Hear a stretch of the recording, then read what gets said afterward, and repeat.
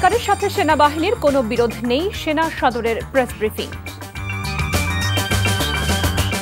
সচিবালয় অচল করে দেবার হুঁশিয়ারি, আজকের মধ্যে অধ্যাদেশ বাতিল দাবি সংযুক্ত পরিষদের। সংবিধান সংস্কার, বিচার বিভাগের বিকেন্দ্রীকরণ সহ মৌলিক কিছু বিষয়ে রাজনৈতিক দলগুলোর ঐক্যমত হয়নি, আলী রিয়াজ। বাড্ডায় বিএনপি নেতা কামরুল রাজনৈতিক প্রতিহিংসার শিকার, দাবি স্ত্রীর, 2 শুটার শনাক্ত।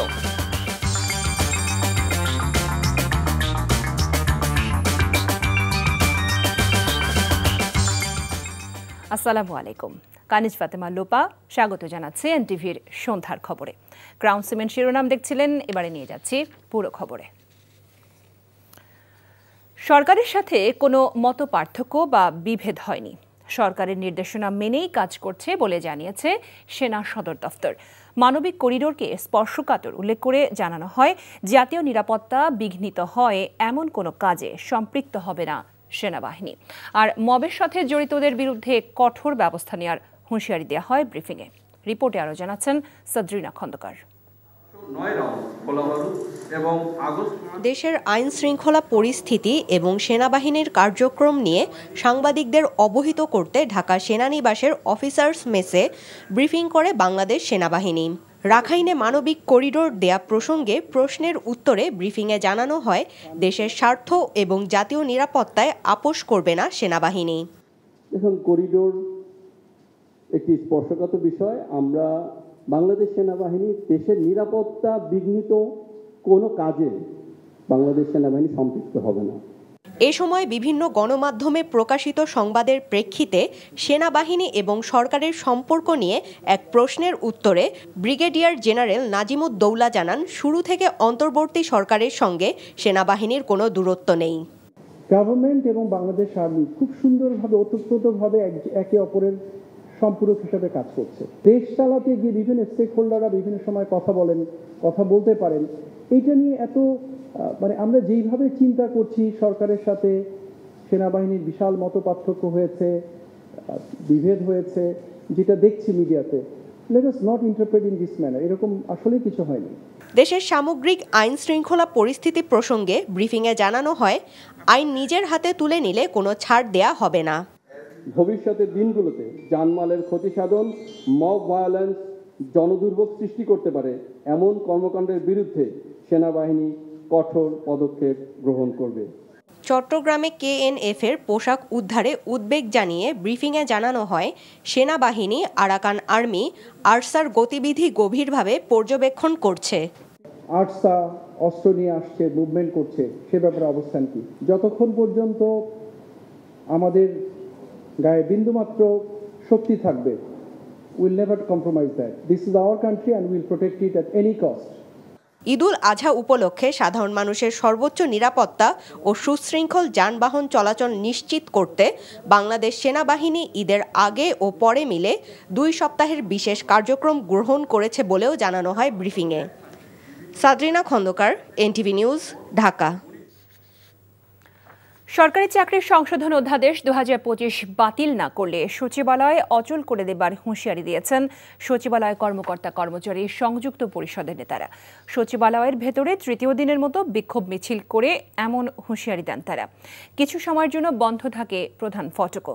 মঙ্গলবার আবারও বিক্ষোভ কর্মসূচির ঘোষণা দেওয়া হয়। দেখুন রোকন উদ্দিনের রিপোর্ট।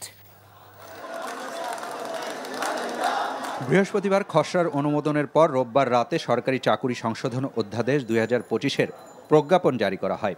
তার প্রতিবাদে তৃতীয় দিনের মতো বিক্ষোভ মিছিল করেন বাংলাদেশ সচিবালয় কর্মকর্তা কর্মচারী সংযুক্ত পরিষদের নেতাকর্মীরা, যা শুরু হয় বেলা 11টায়।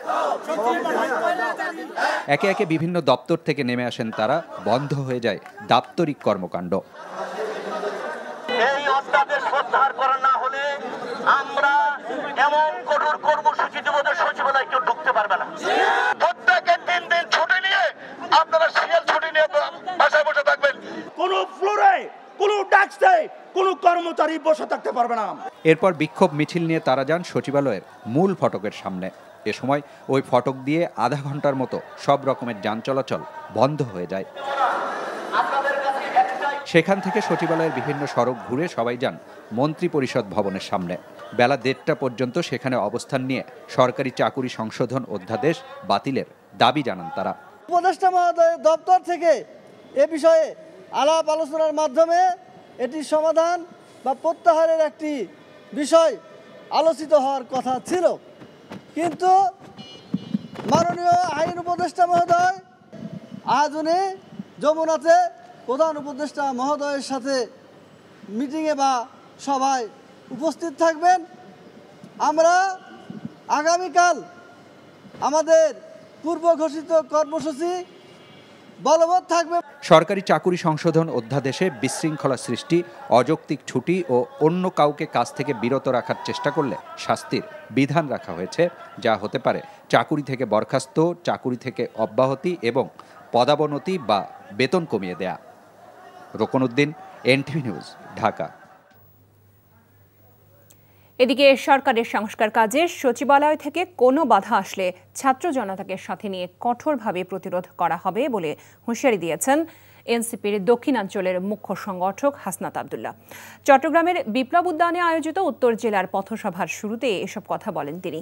সচিবালয়ের মতো জায়গায় নৈরাজ্য বন্ধ না করলে বিকল্প ব্যবস্থার মাধ্যমে কাজকর্ম স্বাভাবিক রাখা হবে বলেও তিনি জানান। সংস্কার কার্যক্রম নিয়ে যদি আমলাদের কোনো পর্যালোচনা ও মতামত থাকে তবে তা আলোচনার মাধ্যমে সমাধানের অনুরোধ জানান হাসনাত আব্দুল্লাহ। দলের কেন্দ্রীয় সিনিয়র যুগ্ম সচিব ডাক্তার তাসনিম জারা সহ জেলার নেতৃবৃন্দ এ সময় উপস্থিত ছিলেন। পরে রাঙ্গুনিয়া হাটহাজারীতে পথসভায় বক্তব্য রাখেন হাসনাত আব্দুল্লাহ। বিএনপির ভারপ্রাপ্ত চেয়ারম্যান তারেক রহমান বলেছেন, মানবাধিকার সমুন্নত রাখতে গুমের সংস্কৃতি বন্ধ করতে হবে।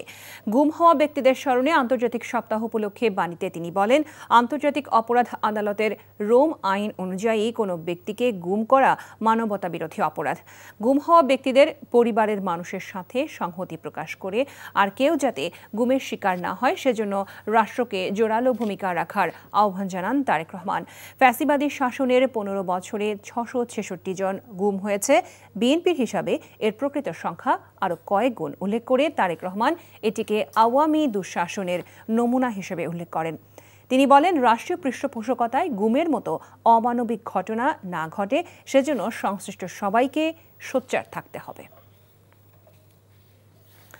সংবিধান সংস্কার প্রক্রিয়া, বিচার বিভাগের বিকেন্দ্রীকরণ সহ মৌলিক কিছু বিষয়ে রাজনৈতিক দলগুলোর মধ্যে এখনও ঐক্যমত হয়নি বলে জানিয়েছেন জাতীয় ঐক্যমত্য কমিশনের সহসভাপতি অধ্যাপক আলী রিয়াজ। প্রথম পর্যায়ে রাজনৈতিক দলগুলোর সাথে আলোচনা শেষে জাতীয় সংসদের এলটি হলে ঐক্যমত্য কমিশনের কাজের অগ্রগতি নিয়ে ব্রিফিংয়ে তিনি এসব কথা জানান। একই সঙ্গে আলী রিয়াজ বলেন, জুলাই গণ অভ্যুত্থানে গণহত্যা, ভোট জালিয়াতি ও দুর্নীতির দায়ে অভিযুক্তদের চিহ্নিতকরণ এবং প্রয়োজনীয় ব্যবস্থা নিতে স্বাধীন তদন্ত কমিশন গঠন, দ্বিকক্ষ বিশিষ্ট সংসদের মতো গুরুত্বপূর্ণ ইস্যুতে বেশিরভাগ দল একমত। কোন কোন বিষয়ে সংস্কার প্রয়োজন সেগুলোর ব্যাপারে এক ধরনের ঐকমত্য এসে একটা জুলাই সনদ তৈরি করতে পারে, তাহলে সে সময় এটি বাস্তবায়নের প্রক্রিয়ার প্রশ্নটি আসবে। এবং আমরা আশা করি রাজনৈতিক দলগুলো যেহেতু সংস্কার প্রস্তাবের ব্যাপারে অকুণ্ঠ চিত্তে সমর্থন জানিয়েছেন, বারবার জানাচ্ছেন, তাদের যে কমিটমেন্ট সেটা প্রকাশ করছেন, একটা পথ তারা নির্ধারণ করতে পারবে। দুদকের মামলায় 3 বছরের সাজার বিরুদ্ধে বিএনপির ভারপ্রাপ্ত চেয়ারম্যান তারেক রহমানের স্ত্রী ডক্টর জুবাইদা রহমানের করা আপিলের রায় ঘোষণা করা হবে আগামী বুধবার। আজ বিচারপতি মোহাম্মদ খসরুজ্জামানের হাইকোর্ট বেঞ্চ এর শুনানি শেষ হলে রায়ের জন্য এই দিন ধার্য করা হয়। রায়ে জুবাইদা রহমান এবং তারেক রহমান খালাস পাবেন বলে প্রত্যাশা তার আইনজীবীর। অবৈধ সম্পদ অর্জনের মামলায় 2023 সালের 2 আগস্ট বিচারিক আদালত বিএনপির ভারপ্রাপ্ত চেয়ারম্যান তারেক রহমানকে 9 বছর এবং তার স্ত্রী জুবাইদা রহমানকে 3 বছরের কারাদণ্ড দেয়। গত 14 মে বিচারিক আদালতের রায়ের বিরুদ্ধে আপিল করেন ডাক্তার জুবাইদা রহমান। সাবেক প্রধানমন্ত্রী শেখ হাসিনার বিরুদ্ধে আদালত অবমাননার অভিযোগে সশরীরে আন্তর্জাতিক অপরাধ ট্রাইব্যুনালে হাজির হওয়ার জন্য সংবাদপত্রে বিজ্ঞপ্তি প্রকাশ করা হয়েছে। আন্তর্জাতিক অপরাধ ট্রাইব্যুনালের রেজিস্ট্রারের সই করা এই বিজ্ঞপ্তি সোমবার একটি বাংলা দৈনিক ও একটি ইংরেজি দৈনিক পত্রিকায় প্রকাশিত হয়। বিজ্ঞপ্তিতে একই অভিযোগে গাইবান্ধার গোবিন্দগঞ্জের শাকিল আকন্দ বুলবুল ওরফে মোহাম্মদ শাকিল আলমকেও ট্রাইব্যুনালে হাজির হতে বলা হয়েছে। বিজ্ঞপ্তিতে আরও বলা হয়, আত্মপক্ষ সমর্থনের অধিকতর সুযোগ দেওয়ার লক্ষ্যে তাদের আবার নোটিশ দেওয়া হলো। তারা আগামী 3 জুন সকাল 10টায় ট্রাইব্যুনালে সশরীরে উপস্থিত হয়ে অভিযোগের বিষয়ে জবাব দেবেন। তা না হলে সেই ধার্য তারিখে অথবা পরবর্তী যে কোনো তারিখে তাদের অনুপস্থিতিতে সেই অভিযোগের পরিপ্রেক্ষিতে বিচার কার্য সম্পন্ন হবে।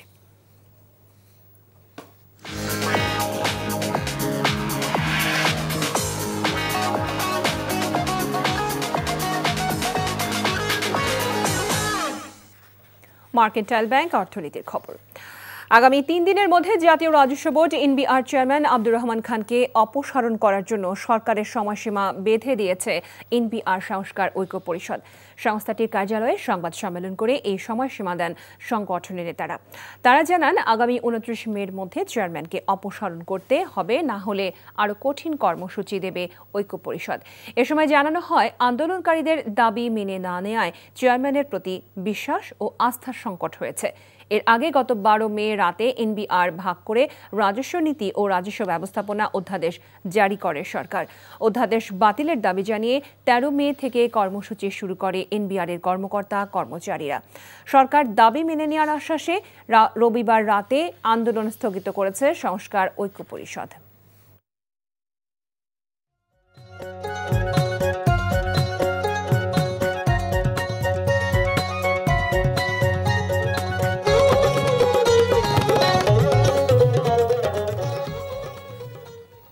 কঙ্কাফ্রিজ প্রেজেন্টস কোরবানির পশুর হাটের খবর। দোরগোড়ায় পবিত্র ঈদুল আজহা, সারা দেশে জমে উঠতে শুরু করেছে কোরবানির পশুর হাট। হাটে এবারও দেশীয় গরুর আধিক্য। ভারত এবং মিয়ানমারের গরু নেই বললেই চলে। দক্ষিণাঞ্চলের সর্ববৃহৎ যশোরের শার্শা উপজেলার 7 মাইল পশুর হাটে দেশীয় গরু আসছে অনেক। যশোর ছাড়াও চট্টগ্রাম, ঢাকা সহ সারা দেশ থেকে গরু ব্যবসায়ীরা ভিড় করছেন এই হাট থেকে পশু কিনে নিতে হবে। তবে গতবারের চেয়ে এবার গরুর দাম নিয়ে ক্রেতা বিক্রেতাদের রয়েছে পাল্টাপাল্টি অভিযোগ। এদিকে কুমিল্লায় জমে উঠতে শুরু করেছে কোরবানির পশুর হাট। জেলায় 4 শতাধিক স্থায়ী ও অস্থায়ী হাটে চলবে পশু বেচা কেনা। গরু মহিষের পাশাপাশি কুমিল্লার হাটে মিলবে পাহাড়ি গয়াল। কুমিল্লায় কোরবানির পশুর চাহিদা 2,37,586টি। লালন পালন করা হয়েছে 2,60,752টি গবাদি পশু। ঈদ উপলক্ষে গরু চোরাচালান রোধে সীমান্তে টহল বাড়িয়েছে বিজিবি।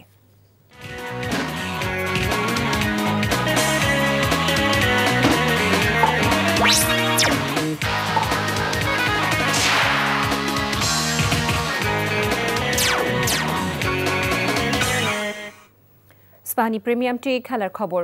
ফুটবল। আজ রাতেই মধ্যেই বাংলাদেশ সিঙ্গাপুর ম্যাচের টিকিট সমস্যার সমাধান হবে বলে জানিয়েছেন বাফুফের সভাপতি তাবিথ আওয়াল। টিকিট কালোবাজারি রোধে কঠোর পদক্ষেপ গ্রহণ করা হয়েছে মন্তব্য করেছেন তিনি। Bangladesh sport journalist association BSJA football টুর্নামেন্টে উদ্বোধন করে এসব কথা জানিয়েছেন তাবিথ। প্রথমবার অনলাইন প্ল্যাটফর্মে ম্যাচ টিকিটের ব্যবস্থা করে বিপাকে বাংলাদেশ ফুটবল ফেডারেশন। পেমেন্ট করেও টিকিট না পাওয়া, কালোবাজারি সহ নানা অভিযোগ তুলে ক্রিকেট প্রত্যাশীরা দ্রুততম সময়ে অব্যবস্থাপনা থেকে পরিত্রাণের উপায় খুঁজছে বাফুফে। AFC এশিয়ান কাপের বাছাই পর্বে সিঙ্গাপুরের বিপক্ষে ম্যাচকে ঘিরে দর্শকদের উৎসাহ ব্যাপক। তাই 8 বিভাগে জায়ান্ট স্ক্রিনে ম্যাচটি দেখার ব্যবস্থা করছে ফেডারেশন। 10 জুন ম্যাচের জন্য ফেডারেশনের পক্ষ থেকে দর্শকদের জন্য আরও অনেক বেশি চমক রয়েছে বলে জানান তাবিথ। এর সাথে শেষ করছি সন্ধ্যার খবর। তবে যাবার আগে ক্রাউন সিমেন্ট শিরোনামগুলো জানিয়ে দিচ্ছি আরও একবার। সরকারের সাথে সেনাবাহিনীর কোনো বিরোধ নেই, সেনা সদরের প্রেস ব্রিফিং। সচিবালয় অচল করে দেওয়ার হুঁশিয়ারি, আজকের মধ্যে অধ্যাদেশ বাতিল দাবি সংযুক্ত পরিষদের। সংবিধান সংস্কার, বিচার বিভাগের বিকেন্দ্রীকরণ সহ মৌলিক কিছু বিষয়ে রাজনৈতিক দলগুলোর ঐক্যমত হয়নি আলী রিয়াজ। বাড্রায় বিএনপি নেতা কামরুল রাজনৈতিক প্রতিহিংসার শিকার, দাবি স্ত্রীর 2 শুটার শনাক্ত। এই ছিল সন্ধ্যার খবরে। এই খবরে ভিডিও সহ আপডেট জানতে ভিজিট করুন NTV অনলাইন www.ntv ntvbd.com। এছাড়াও এনটিভির জনপ্রিয় সব অনুষ্ঠান ও খবরের আপডেট জানতে ভিজিট করুন আমাদের ইউটিউব ও ভেরিফাইড ফেসবুক পেজ। রাত 10:30টায় রাতের খবর দেখার আমন্ত্রণ জানিয়ে বিদায় নিচ্ছি। সবাইকে ধন্যবাদ এতক্ষণ সাথে থাকার জন্য।